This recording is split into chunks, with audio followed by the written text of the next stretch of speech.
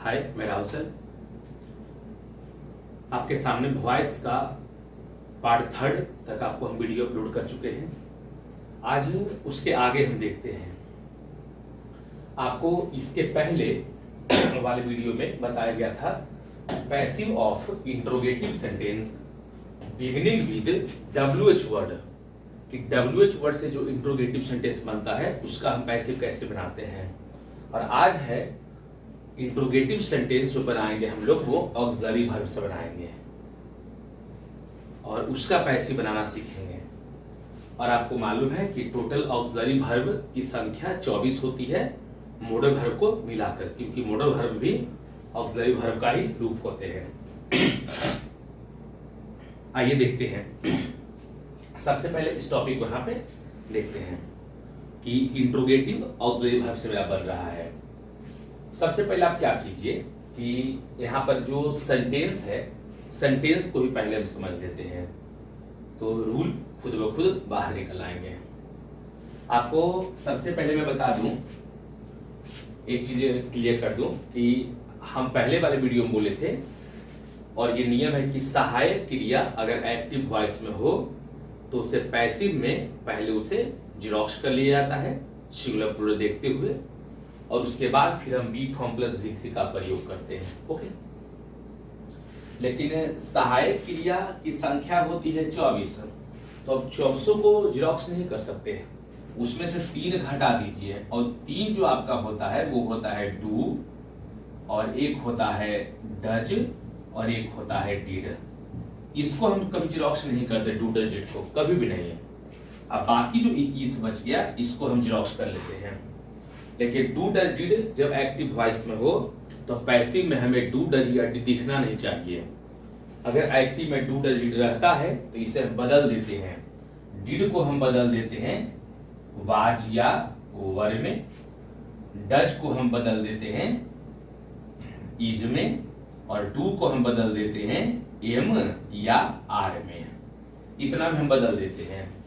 Do does did को xerox नहीं करते, बाकी जो 21 बच जाते हैं उसको नकल करके जेरॉक्स कर लेते हैं। देखिए यहाँ पे साफ कहता है कि has he written a letter, क्या उन्होंने पत्र लिख लिया है। हैज हमारा एक सहायक क्रिया है। अभी जो हैज है वो फिलहाल किसके लिए है, ही के लिए है। लेकिन एक्टिव का जो ऑब्जेक्ट होता है वो हम पैसिव में सब्जेक्ट बनाते हैं। तो ये जो अ लेटर है ये अ लेटर अब बन गया आकर यहाँ पर पैसिव का सब्जेक्ट बन चुका है। संयोग ऐसा है कि आगे का जो ऑब्जेक्ट है वो भी हमारा सिंगुलर है, इसीलिए जो पैसिव का जो बना है सब्जेक्ट वो भी हमारा सिंगुलर हो गया। तो हैज का हमने जेरॉक्स हैज कर लिया। अगर बाय द वे मेरा ऑब्जेक्ट अगर यहाँ पे प्लूरल होता और ये पैसिव में जाता प्लूरल बन के, तो यहाँ पे हैज नहीं यहाँ पे हैव हो जाता।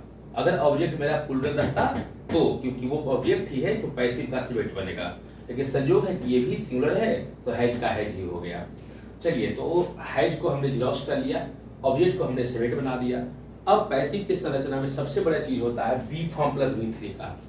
तो बी का वही रूप आता है जो एक्टिव वॉइस में मेन वर्ब का रूप रहा होगा। तो एक्टिव वॉइस में मेन वर्ब का यहाँ पे हमारा तीसरा रूप है। तो एक्टिव वॉइस में मेन वर्ब का तीसरा है, इसका मतलब होगा कि पैसिव में बी का भी तीसरा आएगा।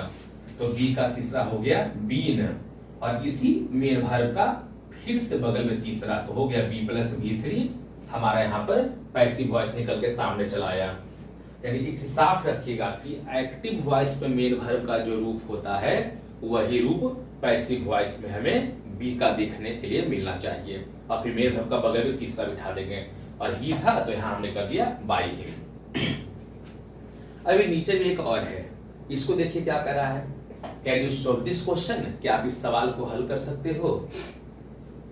यहाँ पे जब कैन हो या मॉडल वर्ब की संख्या 13 होती है, तो 13 मॉडल वर्ब में से कोई भी हो कोई भी मॉडल वर्ब अपने आप में सिंगुलर भी होता है और अपने आप में प्लूरल भी होता है। तो जब मॉडल वर्ब आपको दिख जाए तब तो आपको टेंशन ही खत्म हो गया कि ये सिंगुलर में क्या आएगा और प्लूरल में क्या आएगा, कोई टेंशन ही नहीं है। लेकिन यहाँ पे ये कैन यू के लिए है, पैसिव में एक्टिव का हम ऑब्जेक्ट देख रहे हैं, तो दिस क्वेश्चन है। पैसिव में ये दिस क्वेश्चन बन गया जाके मेरा सब्जेक्ट, यहां पे आके मेरा बन गया ये सब्जेक्ट। चलिए कोई दिक्कत नहीं, हमने इसको सब्जेक्ट बना दिया। और ये जो कैन है अभी एक्टिव में यू के लिए था, लेकिन अब ये कैन पैसिव में दिस क्वेश्चन के लिए है। कोई टेंशन नहीं है कि कैन के बदले कुछ और दूसरा रख सकते हैं, ऐसा कोई बात नहीं है, क्योंकि मॉडल वर्ब अपने आप में सिंगुलर प्लूरल दोनों होते हैं। जैसे यहाँ पे ऊपर वाले में बोल रहे थे कि अगर ऑब्जेक्ट मेरा प्लूरल रहता तो यहाँ पे हैज नहीं हैव होता, क्योंकि ऑब्जेक्ट यहाँ पे आता तो, अगर प्लूरल रहता तो। लेकिन यहाँ तो कैन जब कोई मॉडल वर्ब अपने आप में सिंगुलर प्लूरल होता है, तो कैन दिस क्वेश्चन। उसके बाद अब चलते हैं बी फॉर्म प्लस V3 का। जब हमारा मॉडल वर्ब कैन का प्रयोग किया गया है तो कंफर्म है कि मेन वर्ब का पहला ही रूप रहेगा, मेन वर्ब का मेरा पहला ही रूप रहेगा। तो कैन है तो मेन वर्ब का पहला, तो मुख्य वर्ब का पहला, तो सिंपल बात है कि बी का भी पहला होगा। जब कैन है एक्टिव वॉइस में या कोई मॉडल वर्ब रहता तो मेन वर्ब तो आता पहला रूप में ही, तो मेन वर्ब जिस रूप में रहेगा वही रूप हमारा बी का आना चाहिए। तो मेन वर्ब पहला, तो बी का पहला बी आया। और इसी मेन वर्ब का बगल में तुरंत बगल में तीसरा हो गया बी सर्व्ड। यहाँ पे यू सब्जेक्टिव के स्थान है कि ये यू, और जो ऑब्जेक्ट बनेगा तो यहाँ पे हो जाएगा बाई यू। अब इसका नियम देख लीजिए क्या है। Has auxiliary verb, he subject, written main verb, a letter object, question mark. Passive का नियम देख लीजिए। ऑक्सिलरी वर्ब को जीरोक्स कर लेंगे तो ऑक्सिलरी वर्ब का ऑक्सिलरी वर्ब हो गया। ऑब्जेक्ट को हमने बना कहाँ दिया, सब्जेक्ट में, तो हमने लिखा ऑब्जेक्ट इनटू सब्जेक्ट। उसके बाद बी फॉर्म, मेन वर्ब का जितना नंबर रूप रहेगा उतना नंबर रूप बी का आएगा, इसीलिए हमने लिखा बी फॉर्म लिखा। अब प्लस तुरंत मेन वर्ब का V3 बगल में, और बाई अब प्लस वो जो सब्जेक्ट है उस सब्जेक्ट इनटू ऑब्जेक्ट हो गया। ये इसका नियम निकल गया। तो यहाँ से इंट्रोगेटिव सेंटेंस जब मेरा ऑक्सिलरी वर्ब से बन रहा है तो उसका आपने एक्टिव का पैसिव बना लिया।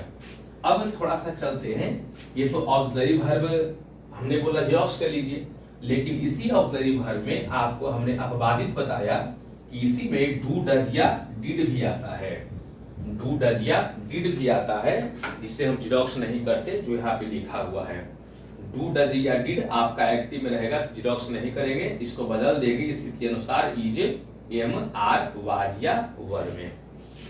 देखिए नीचे में आपका फिर से सेंटेंस यहाँ पे दिया हुआ है, पहले सेंटेंस पढ़ लीजिए, समझ लीजिए, उसके बाद नियम खुद बना लीजिएगा।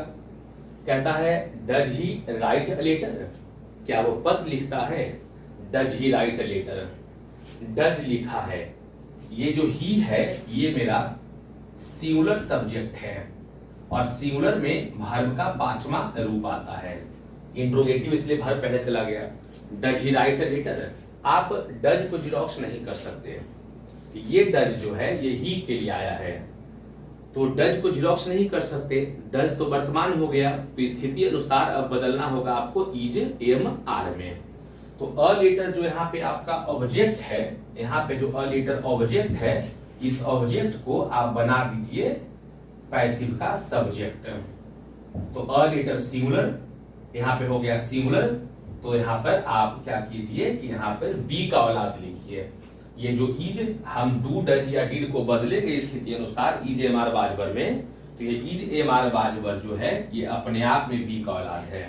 और जब डू डज या डिड को एक बार बी के औलाद में बदल देंगे तो दोबारा फिर उस वाक्य में बी का रूप आना नहीं चाहिए, सीधे V3 आता है।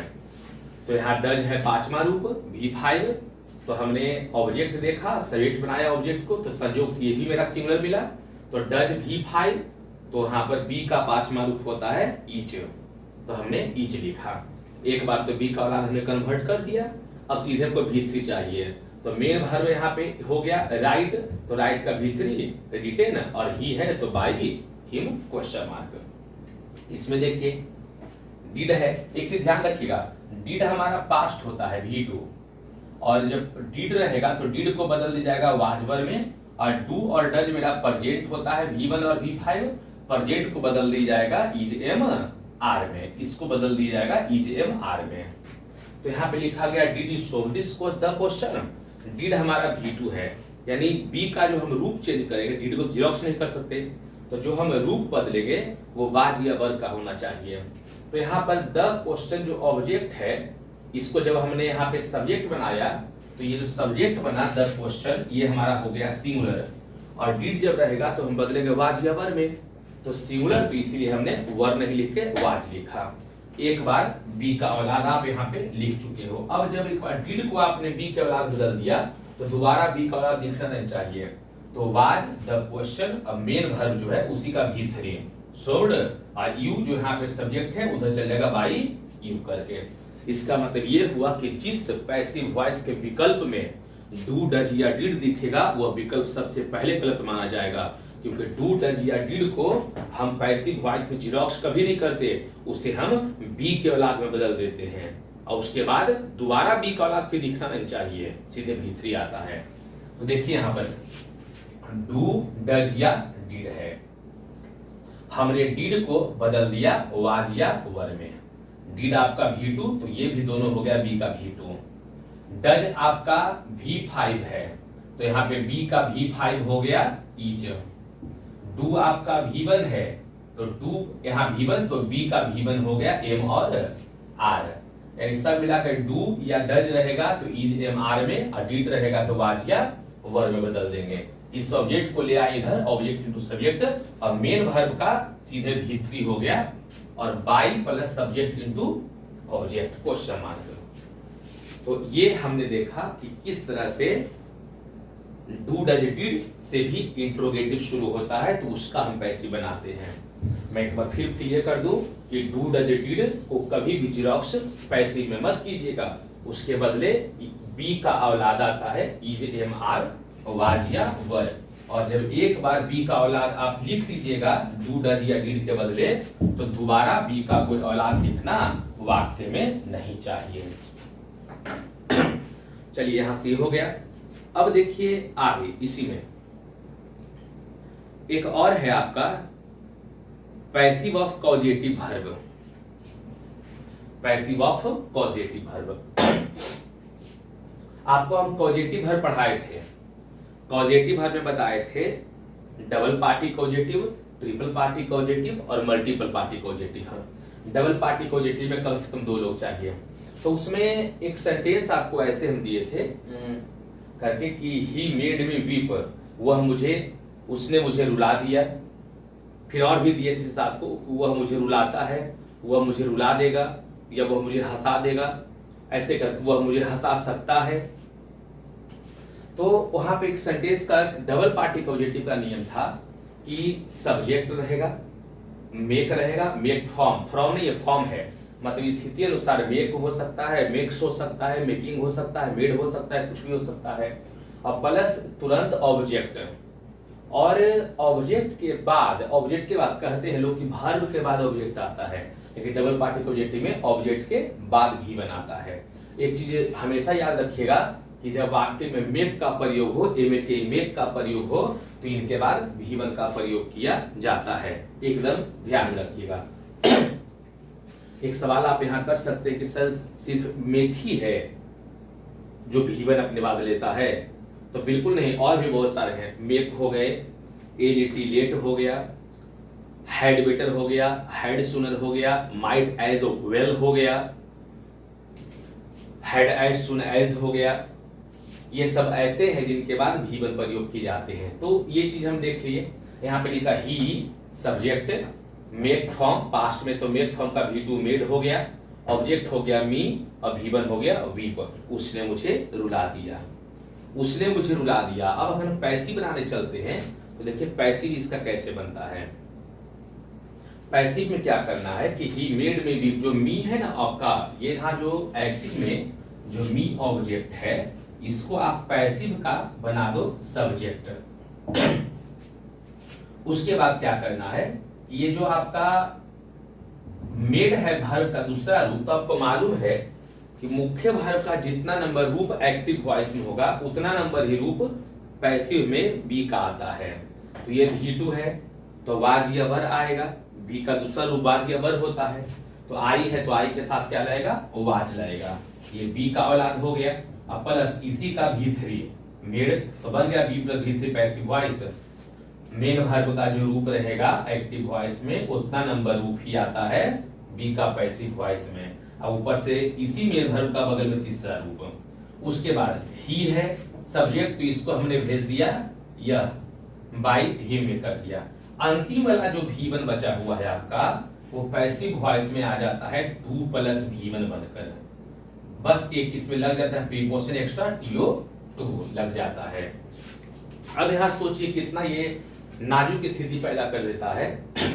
अब बच्चे अगर मेक देखेंगे, मेड देखेंगे, मेकिंग देखेंगे, मेक्स देखेंगे तो याद रखेंगे कि अच्छा ये तो V1 आता है, लेकिन वही चीज अगर पैसिव वॉइस में दे रहा है, मेक का ही रूप अगर पैसिव वॉइस में आ रहा है तो यही मेड या मेक जो भी है ये अपने बाद V1 नहीं 2 प्लस V1 का प्रयोग कर रहे हैं। यानी यहां साफ हो गया कि मेक का प्रयोग जब एक्टिव वॉइस में होता है तो इनके बाद सीधे V1 आते हैं, और जब यही मेक का रूप पैसिव वॉइस में आता है तो इनके बाद 2 प्लस V1 का प्रयोग किया जाता है।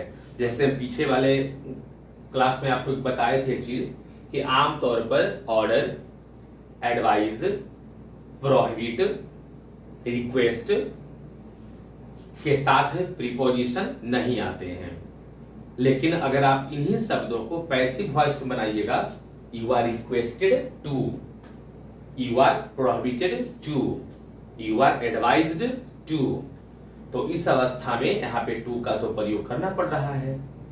तो कुछ शब्द ऐसे हैं जो एक्टिव वॉइस में अपने पहले प्रीपोजिशन नहीं लेते, कुछ वर्ब ऐसे गिवन है, लेकिन उसी का प्रयोग जब पैसिव वॉइस में करते हैं तो अपने पहले 2 प्लस TO2 का यूज हमेशा करते हैं।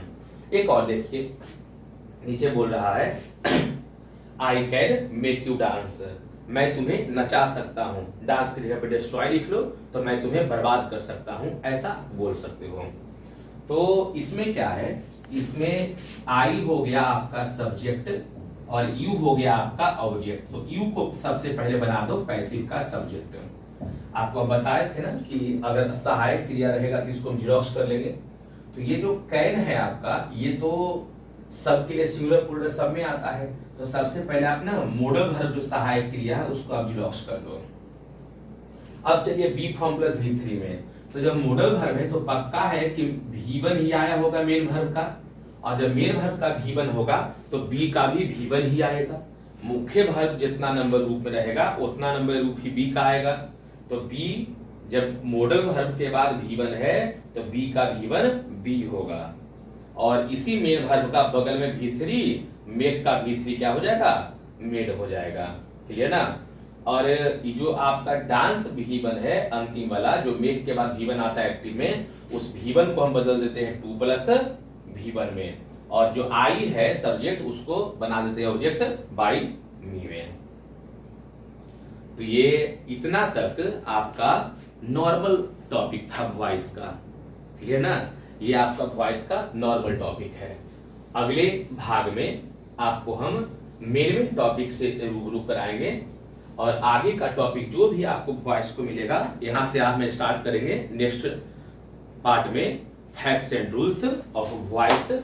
और जो पीछे हमने 4 पार्ट में पढ़ा उसका कोई भी रूल कभी भी इन सभी में आकर कहीं भी एंट्री कर सकता है, और इनके अपने सारे रूल्स होंगे वो अलग होंगे। अगर टॉपिक समझ में आया होगा तो चैनल को सब्सक्राइब कीजिए और अपने दोस्त को भी शेयर कीजिए। Thank you. अभी जो आपने रूल्स देखा उस रूल्स पर 2 ही रूल मात्र बताया गया। उस रूल्स पर सीजीएल मेंस के पेपर में 7 नंबर के सवाल आपको पूछे गए हैं। मतलब ये रूल इतना इंपॉर्टेंट है, और वो 7 क्वेश्चन हम देखते हैं कितनी आसानी तरीके से उसको हम बना पाते हैं। तो आइए देखते हैं। यहाँ पे लिखा हुआ है सबसे पहले हैव प्रेजेंट। एक्टिव अगर प्रेजेंट में हो तो पैसिव भी प्रेजेंट में होगा, या पैसिव प्रेजेंट में हो तो एक्टिव भी प्रेजेंट में होगा। पास्ट में हो एक्टिव तो पैसिव भी पास्ट में, एक्टिव फ्यूचर हो तो पैसिव भी फ्यूचर में। उल्टा कर दीजिए, पैसिव फ्यूचर तो एक्टिव फ्यूचर, पैसिव पास्ट तो एक्टिव पास्ट, पैसिव प्रेजेंट तो एक्टिव प्रेजेंट, दोनों का इक्वल होना चाहिए। तो यहाँ पे हैव प्रेजेंट लिखा हुआ है। सबसे पहले क्या करते हैं कि वो ऑप्शन काट देते हैं जो पास्ट में है। हैव प्रेजेंट में है तो हमने काट दिया ए को, क्योंकि ए में डिड पास्ट में है। डी काट दिया क्योंकि डी में हैड आपका पास्ट में है। अब आपको लेके चलते हैं बी और सी में दो ऑप्शन बचा जिसको आप हाइड कीजिए। तो देखो यहां पर क्या कह रहा है, कहता has a dog ever bite you. हमेशा आपको मालूम होना चाहिए कि हैज या हैव के बाद वर्ब का तीसरा रूप आता है। अगर सीधे वर्ब डिमांड करे तो यहाँ पे हैज के बाद यहाँ पे जो बाइट लिखा हुआ है ये V1 है, और हैज के बाद V1 नहीं आता, हमारा V3 का प्रयोग होता है। V3 कौन है? B10, यानी ऑप्शन नंबर चला गया सी, हमारा चला गया। चलिए ये हो गया। अब 79 के बाद देखते हैं 81 नंबर जो इस रूल पर है। अब आइए 81 थोड़ा देख लेते हैं।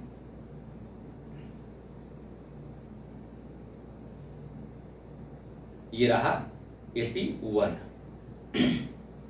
देखिए यहां लिखा हुआ है डीड, और डीड लिख देने का मतलब ये हो गया कि आपको हम पीछे ही बताए जस्ट कि डीड आने का मतलब होता है कि हमें डीड का जेरॉक्स नहीं चाहिए, हमें वाज या वर चाहिए।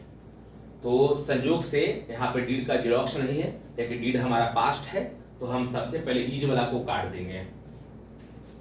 उसके बाद डीड को हमको चाहिए वाज या वर में बदल कर, तो हम हैड वाला को भी काट देंगे। बच गया ए और वी।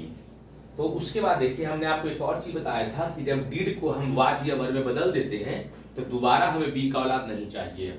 यहाँ पे डीड V2, तो बी का V2 was, Rachna going to, लेकिन फिर से दोबारा यहाँ पे बी लिख दिया है, और इस बी के चलते हमारा ये ऑप्शन बी गलत हो गया। आंसर निकल गया मेरा ए नंबर। क्यों जब बदल दिएगा डीड को वाज या वर में तो दोबारा बी का औलाद दिखना नहीं चाहिए, तो ऑप्शन चला गया ए। अब अगला जो आपका है वो 85 नंबर है जो इस रूल पर है। अब 85 को थोड़ा देख लीजिए। 85 क्या कहता है? कहता है कैन। इतना सातिराना तरह से चला है कि सारे में कैन लोड कर दिया है, कोई दिक्कत नहीं है। यहाँ पे कैन है तो कंफर्म है कि ये वर्ब का पहला रूप ही रहेगा, मेन वर्ब, क्योंकि मॉडल वर्ब तो V1 आएगा। तो आप देखो किस पैसिव वॉइस में BEB प्लस V3 लिखा हुआ है। तो यहाँ लिखा can this problem B solved, एक यहाँ लिखा हुआ है। Can this problem B solved by us, एक यहाँ लिखा हुआ है। कैन दिस प्रॉब्लम, इसमें से बी गायब है, सी में से सी गलत हो गया। कैन दिस प्रॉब्लम नॉट, ये नॉट कहाँ से चलाया बीच में, डी गलत हो गया। आप ए और बी पे फाइट कीजिए। अब देखिए आपको एक चीज हम बताए थे कि अगर एक्टिव वॉइस में वी व्यापक रूप में यू THEY दे इत्यादि की चर्चा होती है तो पैसिव में इसका जिक्र आमतौर पर नहीं होता है। तो इसका आंसर नॉर्मली उठा लीजिए ए नंबर में, क्योंकि बी में यहाँ लिख दिया है बाय अस, तो इसको हटा दीजिए, वो सिंपल होगा। Can this problem B solved, क्या इस समस्या का समाधान किया जा सकता है? अंडरस्टूड है कि आपस में बातें हो रही है तो हम ही लोग के बारे में होगी। तो ये 85 का भी हो गया। अब 89 देखिए। अब 89 में थोड़ा सा पहुंचते हैं, क्या कहता है 89। देखिए 89 में ऑप्शन छाटिए, आराम से बनेगा। यहां लिखता है सबसे पहले डू, हम ज्यादा नहीं पढ़ेंगे, डू लिखता है यहाँ पर। जब डू लिख रहा है तो डू बदलेगा मेरा इज एम आर में, और जब एक बार बदल देंगे तो दोबारा बी का औलाद हमें नहीं चाहिए। तो इज एम आर में यहाँ लिखा प्रेजेंट है ना डू, ये पास्ट बीच में कहां से आ गया, वर्ब काट दीजिए। आर आर लिखा हुआ है, चलिए बढ़िया बात है। देखो तो पहले आर आर लिख कर कहीं दोबारा आगे बी का भी तो औलाद नहीं रख दिया है। तो आर ग्रैप्स ऑफ थ्रोन्स और figs of thistles gathered by men, इधर इधर देखिए, हाँ देखो डू को आर में बदला है और यहाँ पे दोबारा बी का औलाद एक बार रख दिया है, जो नहीं होना चाहिए। जब डू को हम बदलते हैं बी के औलाद में तो उसके बदलने के बाद दोबारा बी हमको नहीं चाहिए, तो आंसर नंबर सी गलत हो गया। बी आप हाथ में रखो, बी में क्या किया है कि डू को बदला है जब इज एम आर के अनुसार आर में ग्रैप्स को देखते हुए, तो इसमें दोबारा बी का औलाद कहीं नहीं आया है, नहीं है। लेकिन डी नंबर ऑप्शन एक बचा हुआ है, डी नंबर ऑप्शन पढ़ लेते हैं। अगर डी नंबर ऑप्शन गलत रह जाएगा तो याद रखना आंसर बी ही आपका सही जाएगा। डी नंबर ऑप्शन एक बार देख लीजिए, डी नंबर ऑप्शन कहता क्या है, ये रहा डी नंबर ऑप्शन। आर बदला हुआ है, कोई दिक्कत नहीं है, आर आर आर हो गया। यह देखिए बी दोबारा फिला के रख दिया है। चलिए संकेत हमारा गलत हो गया, ये भी ऑप्शन आंसर रह गया मेरा बी, जो पीछे आपको भी बोले थे। चलिए ये भी हमारा हो गया। अब अगला हम देखते हैं 91 नंबर। अगला जो आपका है वो 91 नंबर हम देखते हैं। 91 नंबर देखिए क्या कह रहा है, कहता है यहां पर हैव, तो सबसे पहले पास्ट वाला को आप काट दीजिए क्योंकि इसको हम जेरोक्स करेंगे। तो पास्ट वाला एक है वाज, कट गया, एक है इज, कट गया। हैज हैव को जेरोक्स करते हैं, तो यहां पर लिखा हुआ have you इवर failed, have you इवर failed. तो उधर जो द रिस्पॉन्सिबिलिटी मेरा ऑब्जेक्ट है, ये जो मेरा द रिस्पॉन्सिबिलिटी ऑब्जेक्ट है, इसको बनाया गया द रिस्पॉन्सिबिलिटी, इधर मेरा बनाया गया सब्जेक्ट। तो ये तो सिंगुलर है, तो इधर आके हो गया हैव की जगह पे, इधर हैव यू के लिए था लेकिन यहाँ पे हैज हो गया इसके लिए, क्योंकि ये ऑब्जेक्ट यहाँ के सब्जेक्ट बन गया। तो has the responsibility of looking after your parents ever been failed by you, has the responsibility of looking after your parents failed by you.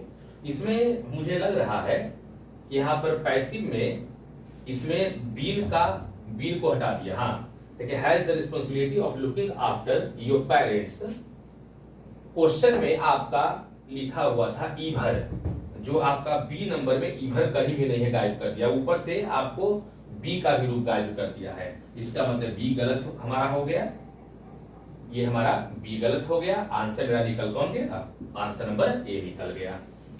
कहानी खत्म हो गया इसका। अब 92 देख लीजिए, एक 92 देख लीजिए। देख कितना सारा सवाल किया है, 2 को रूल पर इतना मात्र बिठा दिया, इसीलिए बोले इंपॉर्टेंट टॉपिक है। डीड, आपको मालूम है ना कि डीड रहेगा तो वाजियाबर में, वाजियाबर नहीं है जिसको काट दीजिए, वाजियाबर नहीं है, वाजियाबर नहीं है, काट हमने दिया। डीड को हमने लिखा वाजियाबर में, दोबारा बी का औलाद नहीं चाहिए, ए और डी में फाइट कीजिए। वाज द पेपर कंप्लीट, ये बी का जब हमने औलाद दिया तो इसके बाद तो V3 चाहिए ना, आई कौन सी लिखा हुआ V1 है ना, गलत। हमको चाहिए यहाँ पर was the paper completed, V3, answer चला गया डी। चलिए ये भी हमारा हो गया। अब एक लास्ट 96 नंबर, एक लास्ट आपका 96 नंबर बना लो। देखो कितना सवाल करता है, ये अंतिम आपका 96 रहा है इसमें। डिड वाजिया वर, खत्म कहानी, खत्म कहानी, खत्म कहानी, answer D. Clear, thank you.